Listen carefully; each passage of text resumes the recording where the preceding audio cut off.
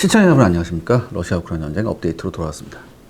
러시아 우크라이나 전쟁에 긴급 이슈가 생겼다고요? 네, 지난 6월 19일 북한 김정은과 러시아 푸틴은 정상회담을 가졌는데요. 정말 놀라운 내용이 공개가 됐습니다. 북한과 러시아는요, 정상회담을 계기로 무력 침공을 받아 전쟁 상태에 처하게 되는 경우 지체 없이 양측이 군사 원조를 서로에게 제공한다. 이런 조약을 맺었습니다. 여러분들, 제가 말씀드렸죠. 조약하고 선언은 다른 거예요. 조약은 어느 한쪽이 일방적으로 파기하지 않는 이상 정권이 바뀌어도 계속하는 게 조약입니다. 물론 그 수준은 한국과 미국 사이의 상호 방위 조약 수준은 아니지만 무기 지원을 명문화함으로써 큰 위협이 되었고요. 북한이 이를 배경 삼아 보다 큰 사고를 칠 가능성이 높아졌습니다. 한국과 러시아 사이에는요, 여러분 아시다시피 지금까지 암묵적인 룰이 지켜지고 있었어요. 근데 이걸 러시아가 판을 깨버린 거죠. 우리 정부는 국가안전보장회의 NSC를 열고 우크라이나 무기 지원을 재검토하겠다고 밝혔는데요. 지금까지 우리나라는 우크라이나의 요구에도 불구하고 살상 무기를 지원하진 않았습니다. 아무래도 러시아를 지나치게 자극하면 러시아가 북한에 대한 군사 지원을 강화할 가능성이 높았기 때문이죠. 하지만 상황에 따라서는 앞으로 진짜 무기를 우크라이나에 공급하게 될지도 모르겠습니다.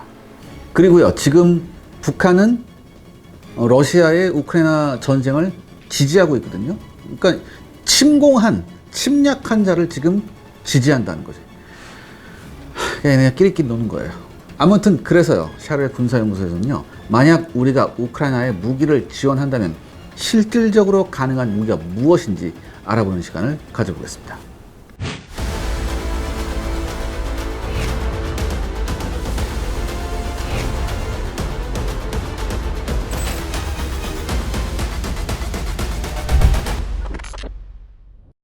우크라이나는 무엇을 원하나요? 러시아 우크라이나 전쟁이 일어나자 수많은 서방 국가가 무기 지원을 시작했지만 그 중에는요, 솔직히 정말 쓰레기에 가까운 물건도 많았습니다. 초기에는 T-72 정도, 그러니까 폴란드나 헝가리 이런 데서 쓰던 예전에 그 바르샤바 조약기구에서 쓰던 예전에 T-72 정도면 정말 양반이었죠. 그리고 서방은 뭘 줬냐? 초반에 장갑 차랍시고 M랩 차량이나 심지어 자칼 같은 버기카를 지원하기도 했습니다. 당연히 우크라이나는 속으로 열불이 났겠지만 찬물 더움을 가릴 처지가 아니었기 때문에 참고 넘어갔죠. 그리고 그 이후에는 서방에서 엄청난 무기가 들어오긴 했습니다. 그렇다면 우크라이나는 무슨 무기를 지금 원할까요? 일단 현재 우크라이나는요, 올 초 아우디우카를 비롯한 동부 지역 마을 상당수를 상실하는 등 매우 고전을 면치 못하고 있는 상황입니다. 자세한 내용은 지난 업데이트 31을 참고해 주시고요. 이런 상황에서 우크라이나군의 무기 부족은 나날이 더해가고 있습니다. 우크라이나 정부는 러시아군의 공격에 대응해 서방 측에게 패트리엇 미사일 그리고 충분한 포탄, 아울러 F-16 전투기를 요구하고 있는데요. 패트리엇이 충분히 배치되면 러시아 전폭기가 전선에 함부로 접근할 수 없고요. 충분한 포탄이 있다면 굳이 병력을 노출시키지 않고도 포격으로 대응할 수 있기 때문입니다. 심지어 지난 3월 27일 한국의 연합뉴스와 인터뷰에 나선 드미트로 쿨레바 우크라이나 외무장관은요, 패트리엇 미사일은 인명살상용이 아니라면서 이 자리를 빌어 한국 정부가 패트리엇을 제공하고 그를 위한 방법을 찾아달라고 요청한다. 이렇게 정식으로 우리한테 얘기한 적도 있었어요. 또한 러시아가 막대한 물자와 병력을 동원해 점차로 진격을 하자 미국 바이든 대통령은 우크라이나에 사거리 300km급 에이타킴스 탄도미사일 100여 기 이상을 제공하는 것을 지난 2월에 비밀리에 승인했죠. 우크라이나군은 4월부터 곧바로 실전에 투입했습니다. 러시아 공군기지에 대한 타격이 시작됐죠. 대표적으로 우크라이나군은 크림반도의 잔코이 공항에 12발의 에이타킴스를 집중 발사해 1개 이상의 S-400 지대공 미사일 포대를 파괴했습니다. 5월 13일에는 루간스크 탄약고를 파괴했고요. 5월 15일에서 16일 밤 사이에는 러시아 크림반도의 멜베크와 흐바르디스케 공군기지에 대한 에이타킴스 공격을 실시했습니다. 그 결과 벨베크 공군기지에서 미그 31 요격기 2대를 확실히 파괴했고요. 미그 29와 수호이 27에 큰 피해를 입혔고 S-400 지대공 미사일을 구성하는 레이더 시스템을 파괴했죠.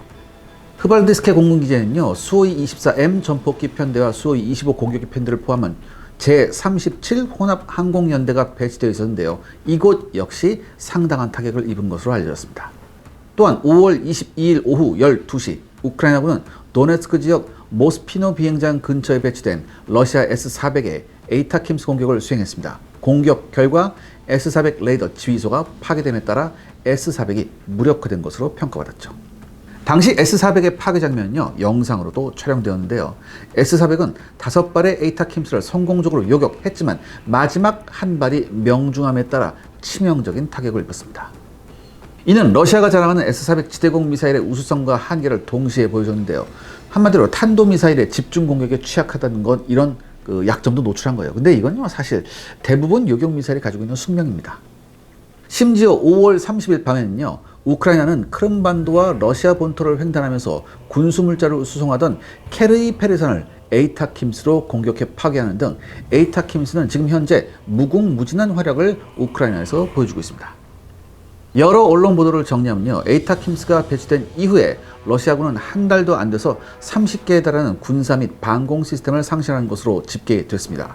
우크라이나군은 러시아 공군기지 외에 특히 S-400 지대공 미사일 공격에 집중하고 있는데요. 그 이유가 바로 UMPK 활공폭탄 위협을 줄이기 위함이죠. UMPK의 위험성에 대해서는요, 역시 지난 업데이트 31을 참고하시기 바랍니다. 아무튼 현재 우크라이나군에 막대한 피해를 주고 있는 UMPK를 저지하기 위해서는 S-400의 파괴가 필수적입니다. S-400이 제거될 경우 언제든 러시아군 공군기지가 우크라이나 에이타킴스 공격에 노출될 수 있음을 의미하는 거죠. 그만큼 러시아 공군의 전폭기 운영에 엄청난 제한이 가해지기 때문입니다. 그리고 S-400은요, 탐지 범위가 400km에 달합니다. 그렇기 때문에 우크라이나군 전폭기도 큰 위협이 되고 있으므로 반드시 제거할 필요성이 있죠. 만약 우리가 우크라이나를 돕는다면 무엇을 어떻게 해야 될까요? 그동안 우리나라는 나름 우크라이나에 방탄복과 방탄판, 군용 식량, 픽업 트럭 등을 보냈고요.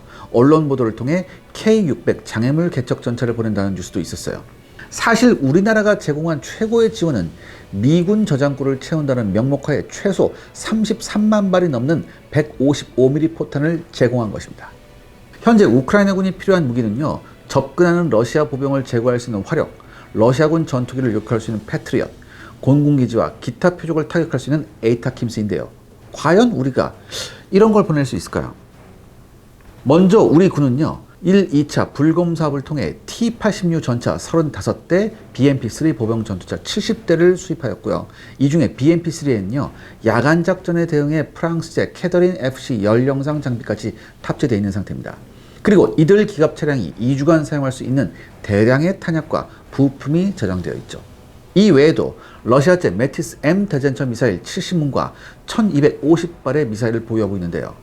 우크라이나 정부도 공식적으로 우리에게 러시아제 무기 지원을 요청한 바 있었습니다.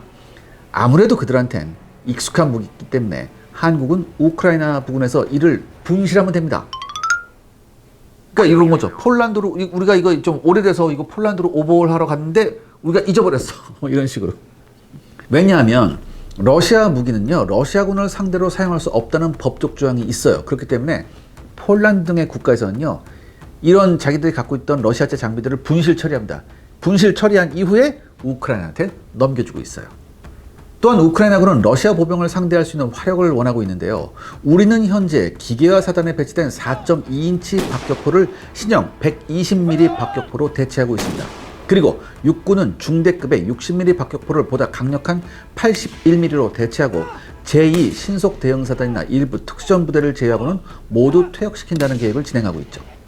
정확한 보유 수량은 당연히 비밀이지만 일부 자료에는 우리 육군이 4.2인치 박격포가 1900문 이상의 탄약만 250만 발을 보유하고 있다고 하는데요.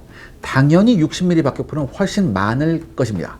그러니까 이들을 합쳐서 대충 100만 발 이상의 탄약을 우크라이나에 보내도 우리나라의 안보에는 별 문제가 없을 것이죠.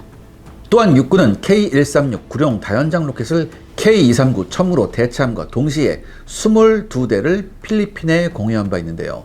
구룡이 사용하는 구룡 1, 2 로켓탄의 숫자는 최소 30만 발 이상이 있습니다. 그리고 1980년대 생산된 탄약은요, 지금 수명이 얼마 남지 않아서 모두 원조해줘도 무방합니다. 이 외에도 우리 군은요, 350만 발이 넘는 105mm 탄을 보유하고 있는데요. K105A 풍익 자주포를 제외한 대부분의 105mm 곡사포가 퇴역할 예정이고 주력 무기도 아니기에 사실 우리가 마음만 독하게 먹으면 100만 발도 원조할 수 있습니다. 생각보다 원조할 수 있는 무기가 많네요. 심지어 우크라이나가 무엇보다 원하고 있는 패트리엇과 에이타킴스도 원조가 가능합니다. 우리나라는 2009년에 1조 3,600억 원을 투입해 독일에서 중고 패트리엇 포대 8개와 상당한 수량의 팩2 미사일을 도입했는데요. 그런데 이들 미사일은요, 저장 수명이 얼마 남아있지 않습니다. 10년마다 시한성 부품을 교체해서요, 최대 30년까지 사용할 수 있는데요. 군에 배치된 유도 미사일은 90% 이상의 작동 성공률을 보유하고요. 저장 수명이 넘어가면 성공률이 하락합니다. 특히 러시아 순항 미사일의 골머리를 앓는 우크라이나에 저장 수명이 아슬아슬한 미사일이라도 굉장히 큰 도움이 될 거예요. 또한 오랜 전쟁으로 인해 미국이 보유한 패트리엇 팩2 미사일 재고마저도 바닥을 보이고 있는 상황입니다. 그렇기 때문에 우리 정부가 50발 정도만 원조해도 굉장히 큰 도움이 될 거예요. 또한 우리 육군은 1998년부터 M270 다연장 로켓 48대를 도입해 현재 45문을 운용 중인데요. 2020년 미국 국무부가 부품 공급 중단을 통보해서요, 2023년, 그러니까 작년부터 투여하기 시작됐어요. 그러니까 이 M270은 천무로 대체될 계획입니다. 따라서 퇴역 중인 M270과 KM-26A2 로켓탄을 우크라이나에 원조할 수 있습니다. 여기에 우리나라는 북한군 방사포 대응으로 에이타킴스 블록 1과 블록 1A를 도입했습니다. 블록 1은 165km의 사거리를 가지고 있고요. 블록 1A는 300km예요. 그런데 미국의 DPICM 자탄 관련 법적 문제로 수명 연장이 막혀서 이게 퇴역 예정이에요. 그러니까 미국은요, 에이타킴스 블록 1의 저장 수명을 18년, 블록 1A를 13년으로 보고 있습니다. 그러니까 우리나라 도입 시점을 고려하면요, 블록 1은 2018년, 블록 1A는 2017년부터 이미 저장 수명이 끝났어요. 그러니까 우리나라하고 미국의 저장 환경 차이로 약간 연장될 수 있지만요, 대충 2020년대 초반까지는 사용이 가능할 것 같아요. 우크라이나는요, 넓은 면적을 타격하기 위해서요, 이 DPICM 탑재형 에이타킴스를 원하고 있습니다. 그러니까 이 DPICM이 뭐냐면 쉽게 말해서 이게 확산탄이에요. 확 뿌려지는, 자탄을 확 뿌리는 그런 로켓이거든요. 그런데 우리나라는 이걸 제공해서, 우리가 이제 더 이상 쓰지 않는 이걸 우크라이나한테 제공해서 러시아에 경고할 수 있습니다. 게다가 더욱 과감한 결정을 내린다면 우리 정부는요, K239 천무, KM-26A2 로켓탄, KTSSM을 우크라이나에 제공해 러시아한테 또 한 번 강력한 경고를 날릴 수 있습니다. 천무는 M142 하이마스보다 2배의 화력을 자랑하고요, GPS 제밍에 영향을 받지 않는 DPICM 자탄을 탑재한 KM-26A2 로켓탄을 운용할 수 있습니다. 또한 KTSSM은 GPS 제밍에 대응하고요, 지하 3m 이상의 관통력을 가지고 있고 사거리 180km로 러시아군의 지휘부와 탄약고를 파괴할 수 있어 에이타킴스 못지않은 공포를 러시아군에게 줄 수 있습니다. 시청자 여러분들의 구독과 좋아요는 영상 제작에 정말 큰 도움이 됩니다. 여러분들 부탁드리겠습니다. 구독과 좋아요. 우리나라는 북한과 대립 중인 준전시 국가입니다. 그렇기 때문에 막대한 포탄과 미사일을 쌓아놨죠. 이 중에 퇴역이 임박한 탄약이다 미사일 수량만 수백만 발에 달합니다. 그리고요, 여러분들, 이들 노후 탄약들을 해체시키는 것에는 막대한 비용이 필요하고요, 상당히 위험한 작업입니다. 그러니까 굳이 해체할 필요 없이 우크라이나에 원조하면 말 그대로 누이 좋고 매부 좋은 일이 될 겁니다.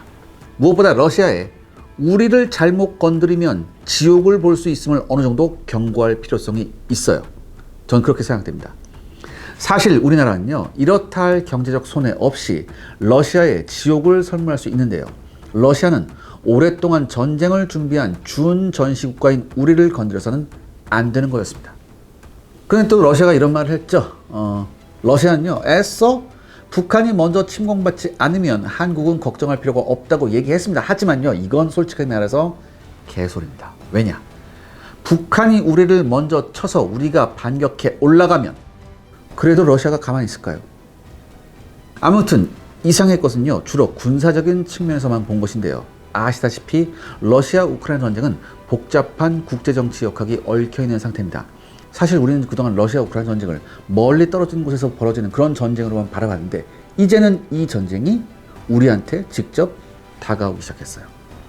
이번 일에 대해 우리나라 정부는요, 곧바로 무기를 지원하지 않는다는 방침을 재검토함과 동시에 구체적인 지원 방안에 대해서는요, 우리가 미리 답을 줄 필요가 없고 러시아에 차차 알게 해야 압박이 될 것이라고 밝혔습니다. 말 그대로 처신 잘 하라고 러시아에 경고한 것이죠. 그런데요, 여기서 생각해 봐야 될 것이 있습니다. 왜 우리 주변국들은 하나같이 우리 대한민국을 만만하게 보는 걸까요? 특히 중국, 러시아, 북한 할 것 없이 모두 군사적으로 우리를 한 수 아래로 내려다보는 느낌을 지울 수가 없습니다. 그렇다면 왜 우리는 이렇게 협박만을 받고 살아야 할까요? 이유는 시청자 여러분이 더 잘 알 것입니다. 활용점정의 마지막 하나가 우리에게 없기 때문입니다.